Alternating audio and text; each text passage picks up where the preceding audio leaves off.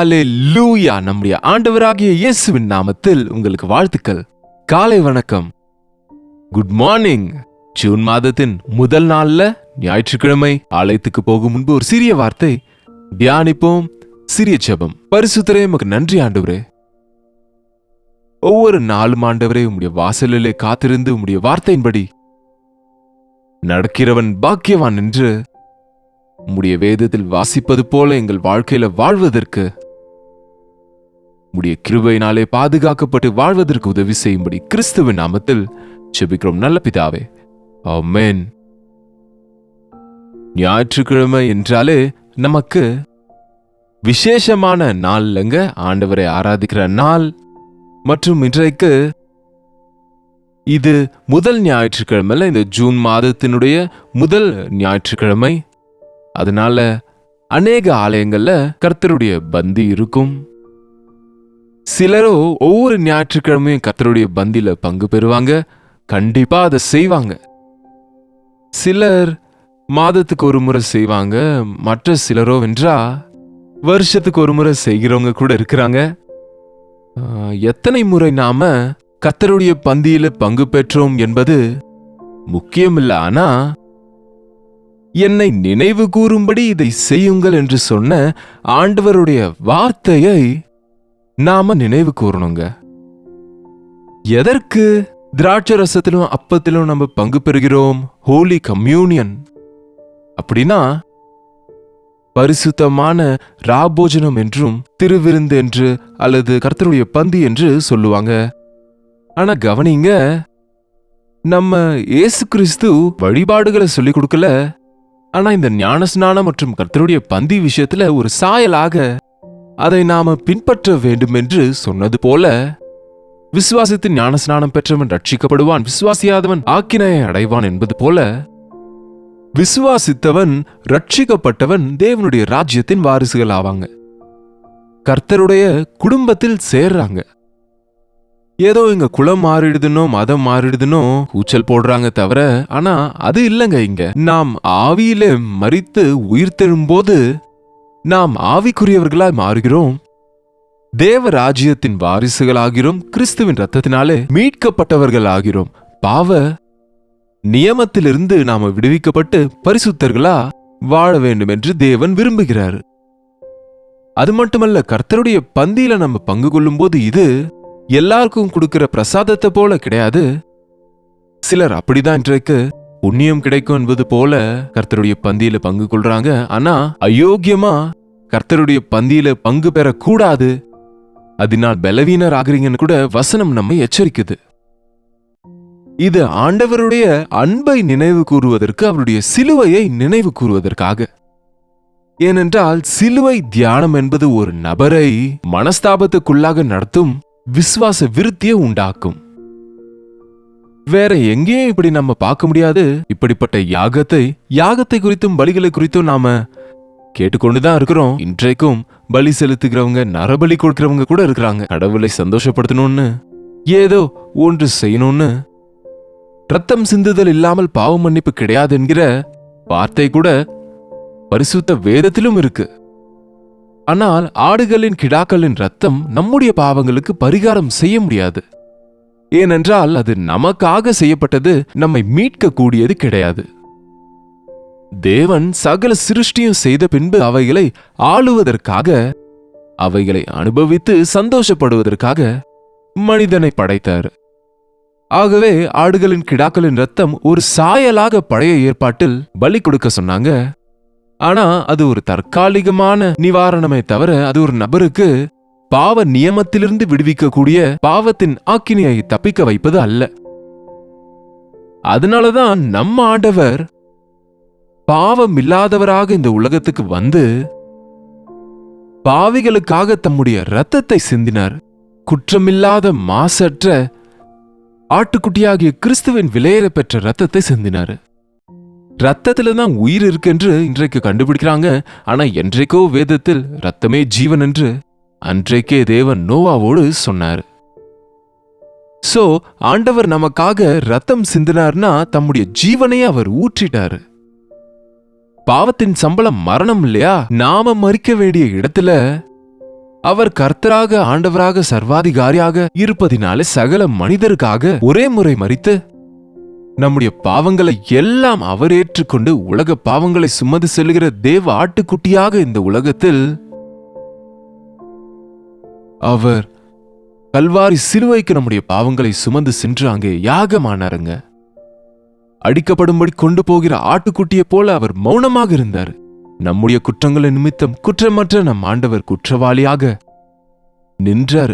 நாம் அவருடைய தழும்புகளாலே குணமாகும்படியாக நம்முடைய மீறுதல்களின் நிமித்தம் அவர் காயப்பட்டார். நம்முடைய அக்கிரமங்கள் நிமித்தம் அவர் நொறுக்கப்பட்டார். நமக்கு சமாதானத்தை உண்டாக்கும் ஆக்கினையை அவர் சுமந்ததினாலே நமக்கு இன்றைக்கு மன்னிப்பு கிடைச்சிருக்குங்க. எவ்வளவா இயேசு கிறிஸ்து என்னை நேசித்தாரு, எவ்வளவா இந்த சிலுவை தியாகத்தை செய்தாரு. மாம்சத்திலே இயேசு கிறிஸ்து மனிதனாக வந்தபோது நம்மை போல வலி, நம்மை போல வேதனை, வருத்தம், எல்லா விஷயத்திலும் நம்மை போல சோதிக்கப்பட்டாலும் பாவம் இல்லாதவராக இருந்து பாவிகளுக்காக விண்ணப்பம் செய்தார். இயேசாண்டவரின் அன்பை எவ்வளவு தியானிச்சாங்க, அவ்வளவா நாம இந்த உலகத்தின் காரியங்களை, இந்த உலகத்தின் பாவங்களை வெறுப்போம், அருவருப்போம். கிறிஸ்துவின் அன்புக்கு முன்பு இந்த உலக அன்பெல்லாம், பொருட்களின் அன்பெல்லாம், உலக சம்பந்தமான ஆடம்பரங்களும் இந்த அட்டகாசங்கள் எல்லாம் சப்புன்னு சுவையே இல்லாம இருக்குங்க. எப்போது இயேசு கிறிஸ்துவின் மதுரமான அன்பை, தேனிலும் இனிமையான அவருடைய வார்த்தைகளை நம்ம கேட்கும்போது, அவர் அன்பை நம்ம அனுபவிக்கும் போது, இந்த உலகமெல்லாம் நமக்கு பவுல் சொன்னது போல குப்பையை போல இருக்குங்க. இவையெல்லாம் குப்பையாக நினைக்கிறேன்னு சொன்னாரு பாருங்க. குப்பையில யாராவது சந்தோஷப்படுவாங்களா? குப்பையில இருப்பதை யாராவது செரிஷ் பண்ணுவாங்களா? அதை பார்த்தாலே முகத்தை திருப்பி கொண்டு போயிடுவாங்க. இந்த உலகத்தை நம்ம வெறுக்கணும்னு சொல்லும்போது கிறிஸ்துவனுடைய சாயல்ல நம்ம மாறணுங்க. கிறிஸ்துவின் ரத்தத்தில் கழுவப்படணும். அவர் என்னை எவ்வளவு நேசித்தார் என்று நான் உணரும் போது திரும்ப எப்பவும் நான் அவரை வேதனைப்படுத்தாமல் இருப்பதற்கு பாவம் செய்ய மாட்டேன். பாவத்தின் பேச்சுக்கே போக மாட்டேன். தேவனால் பிறந்த அவருடைய வித்தை உடையவன் அவன் பாவம் செய்ய மாட்டாங்க. பாவத்தில் அவனால் மகிழ முடியாது. தவறுதலாக கால் வழுக்கினாலுமே அங்க இருக்க முடியாதுங்க. அந்த பாவத்திலே சந்தோஷப்பட முடியாது. விடுதலையை பெறும் வரைக்கும் அவனால போராடாம இருக்க முடியாது. இந்த உலகத்தில் வாழும்போது நமக்கு தெரியாமலேயே உலகத்தின் அசுத்தம் நம்மில் ஒட்டி கொள்ளுது.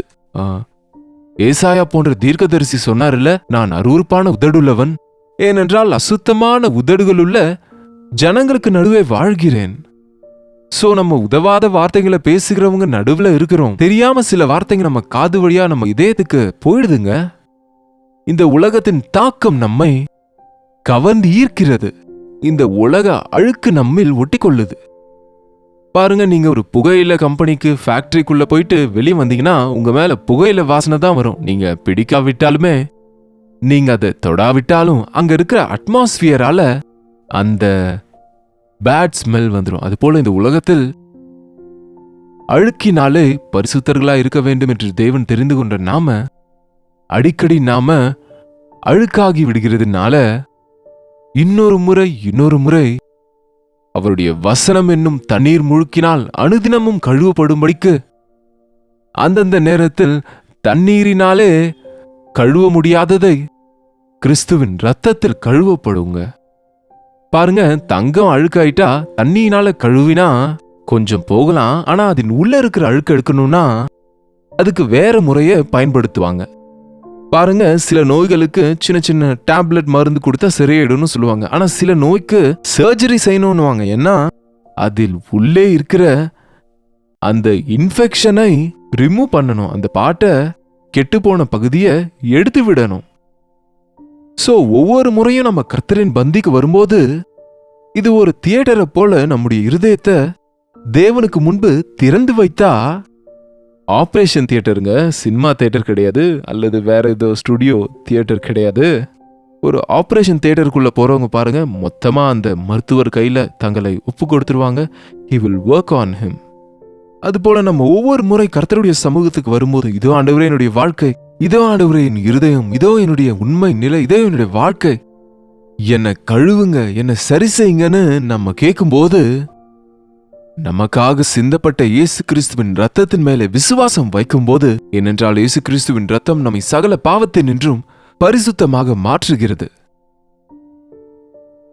கரைதிரை மற்றும் எந்த ஒரு அழுக்கும் இல்லாமல் குற்றமற்றவராய் மாசற்றவராய் நம்ம இருக்கணும்னு இயேசு கிறிஸ்து தம்முடைய இரத்தத்தை சிந்தினாரு. சோ கர்த்தரின் பந்தியில பங்கு கொள்ளும் போது அவ்வளவு பெரிய ஆழமான அர்த்தம் அதுல இருக்கு. அது ஏதோ ஒரு வழிபாடா கர்த்தருடைய பந்தியில பங்கு பெறுவதால பிரயோஜனம் இல்லைங்க. பழைய ஏற்பாட்டிலே பஸ்கா ஆட்டுக்குட்டியை பலியிட்டு அந்த ரத்தத்தை வாசற் கதவில பூசணும். எந்த வீட்டு வாசலிலே ரத்தம் அடையாளம் இருக்கோ அந்த வீட்டில் மரணம் வராது, அந்த வீட்டின் பாவம் நிவாரணம் செய்யப்பட்டது என்று ஒரு உதாரணமா சொன்னது போல, அது ஆட்டுக்குட்டி சாதாரண ஆட்டுக்குட்டி. ஆனால் நம் இயேசு ஆண்டவர் நமக்காக நல்ல மேய்ப்பராகவே வந்தாரு. நம்முடைய சகோதரனாக, நம்முடைய பட்சத்திலே அடிக்கப்பட்ட ஆடாக அவர் இந்த உலகத்திலே வந்தார். இயேசு கிறிஸ்துவின் இரத்தத்தை நம்ம ஞாபகப்படுத்திக் கொண்டு, அவருடைய தியாகத்தை ஞாபகப்படுத்திக் கொண்டு, இயேசு கிறிஸ்து தாம் காட்டி கொடுக்கப்பட்ட அன்று ராத்திரி அப்பத்தை எடுத்து அதை பிட்டு, இது உங்களுக்காக பிற்கப்படுகிற என் சரீரமாயிருக்கிறது என்றார். அந்த சீஷருக்கு அன்றைக்கு புரிந்ததோ இல்லையோ, அந்த அப்பத்தை இரண்டாக பிற்கும்போது அவர், என்னுடைய சரீரம் இப்படி உடைக்கப்பட போகிறது, நொறுக்கப்பட போகிறது. ஆமாங்க, அவர் பட்ட காயங்களினாலே நமக்கு இன்றைக்கு சுகம் இருக்கிறது. அவர் அந்த சிலுவையிலே ஆணிகளால் கைகளிலும் கால்களிலும் அடிக்கப்பட்ட போது ரத்தம் அப்படியே சிந்தினது. அவர் அந்த உயர்வான அந்த இடத்திலே கொல்கதா மலையிலே அவர் சிலுவையிலே தொங்கின போது, அந்த நல்ல பகல் வெயிலிலே அவர் ஒரு மனிதனுக்கு எத்தனை விதமான வலி, வேதனை, கஷ்டம், நோவு வருமோ அதை எல்லாவற்றையும் அவர் அனுபவித்தாருங்க. ஒரு பாவிக்கு வர வேண்டிய தண்டனையை பாருங்க. குற்றம் செய்தவனை தண்டிக்கணும்னு சொல்லுவாங்க, குற்றவாளிக்கு தண்டனை கொடுப்பாங்க. நாம சின்ன பிள்ளைங்களை சொல்லுவோம், நீ ரொம்ப அடங்கமாற்ற, உனக்கு அடி விழ போகுதுன்னு. சின்ன பிள்ளைங்க தவறு செய்தா அடி விழும். நாம நம்முடைய வாழ்க்கையில எத்தனை விஷயங்கள் அப்படி இருக்கும், எத்தனை விஷயத்துல இஷ்டம் போல தவறுகளை செய்கிறோம், எத்தனை விஷயத்துல கட்டளைகளை மீறுகிறோம், எத்தனை விஷயங்கள்ல தேவனை வேதனைப்படுத்துறோம், எத்தனை விஷயத்தில் நமக்கு நாம தீங்கு செய்து கொண்டோம். அது எல்லாவற்றிற்கும் வர வேண்டிய தண்டனைய இயேசு கிறிஸ்து சுமந்தாருங்க. அது நீங்க ஞாபகப்படுத்திக்கணும். என்னை நினைவு கூறுங்கள். இயேசு கிறிஸ்துவ சிலுவையில அரைஞ்சிட்டாங்கன்னு அழுவாங்க சிலர். இயேசு கிறிஸ்துவ யாரோ சிலுவையில போட்டாங்கன்னு அவங்க மேல கோவப்படுவாங்க சிலர்.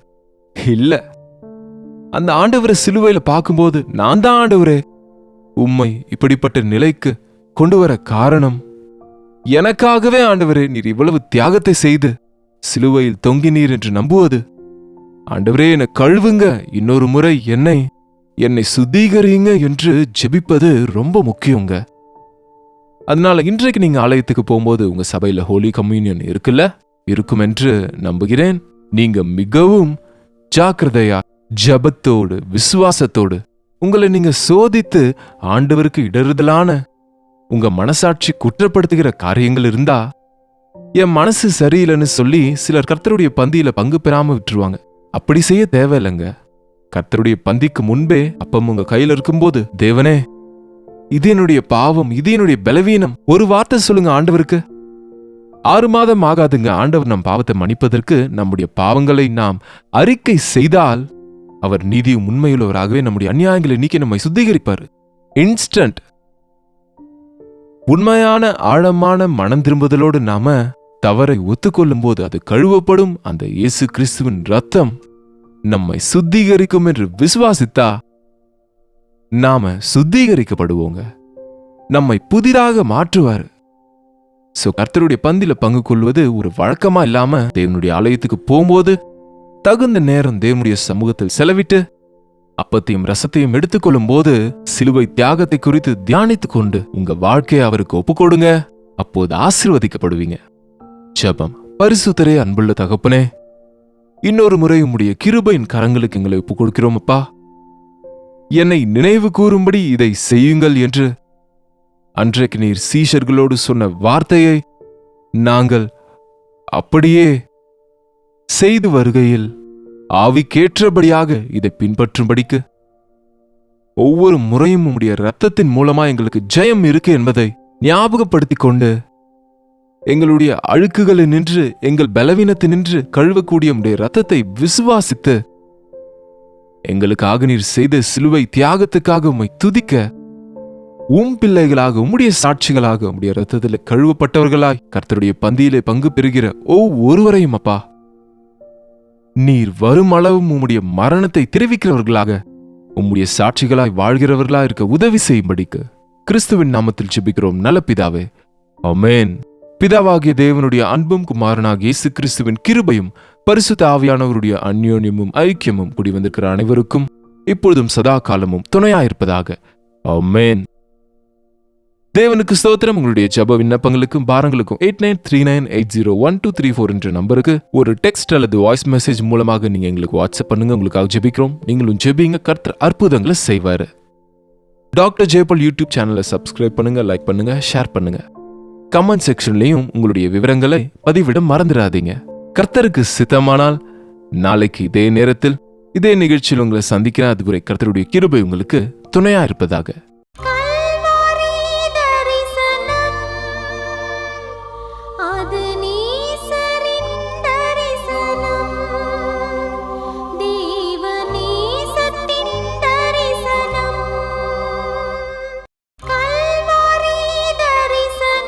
ஒவ்வொரு நாளும் வசனம் தியானிப்பேன், ஒவ்வொரு காலையிலும் உம்மை சந்திப்பேன்.